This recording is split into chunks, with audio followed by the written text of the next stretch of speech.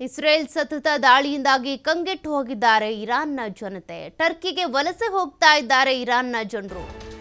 ತಮ್ಮ ಸಾಮಗ್ರಿಗಳು ಲಗೇಜ್ ಸಮೇತ ವಲಸೆ ಹೋಗ್ತಾ ಇದ್ದಾರೆ ಇರಾನ್ನ ಜನರು.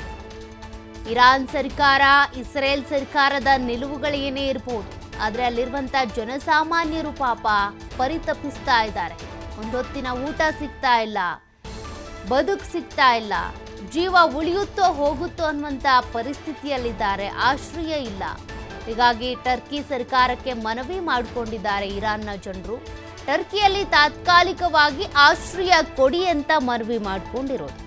ಟರ್ಕಿ ಸರ್ಕಾರಕ್ಕೆ ಇರಾನ್ನ ಜನತೆ ಈ ರೀತಿ ಮನವಿ ಮಾಡಿಕೊಂಡಿದ್ದಾರೆ.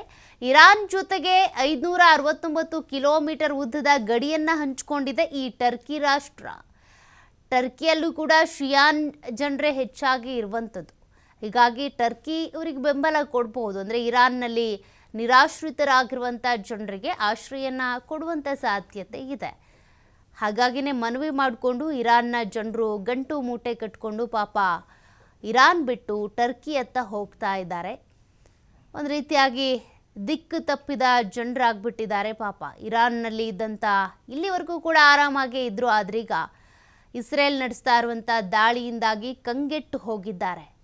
ಬಾಂಬ್ ದಾಳಿ ಆಗುತ್ತೆ, ಶೆಲ್ ದಾಳಿ ಆಗುತ್ತೆ, ಅಲ್ಲಲ್ಲಿ ಮಿಸೈಲ್ಗಳು ಉರುಳಿ ಬೀಳ್ತವೆ, ಅದೇ ರೀತಿಯಾಗಿ ಡ್ರೋನ್ ದಾಳಿಗಳಾಗುತ್ತೆ. ಎಲ್ಲ ದಾಳಿಗಳಿಂದ ಜನರು ತಪ್ಪಿಸ್ಕೊಂಡು ತಮ್ಮ ಜೀವ ತಾವು ಉಳಿಸ್ಕೊಳ್ಳೋದೇ ಸವಾಲಿನ ಕೆಲಸ ಆಗಿಬಿಟ್ಟಿದೆ. ಹೀಗಾಗಿ ಟರ್ಕಿ ರಾಷ್ಟ್ರದ ಮೊರೆ ಹೋಗಿದ್ದಾರೆ. ಹೇಗಾದರೂ ನಮ್ಮನ್ನು ಬದುಕಿಸ್ಕೊಡಿ, ಹೇಗಾದರೂ ನಮಗೆ ಒಂದು ಆಶ್ರಯ ಮಾಡಿಕೊಡಿ ತಾತ್ಕಾಲಿಕವಾಗಿ ಅಂತ. ಬಟ್ ಈ ಯುದ್ಧ ನಿಲ್ಲುವಂಥ ಯಾವುದೇ ಲಕ್ಷಣಗಳು ಈಗ ಕಾಣಿಸ್ತಾ ಇಲ್ಲ. ಮತ್ತಷ್ಟು ತಾರಕಕ್ಕೇರ್ತಾ ಇದೆ ಯುದ್ಧ.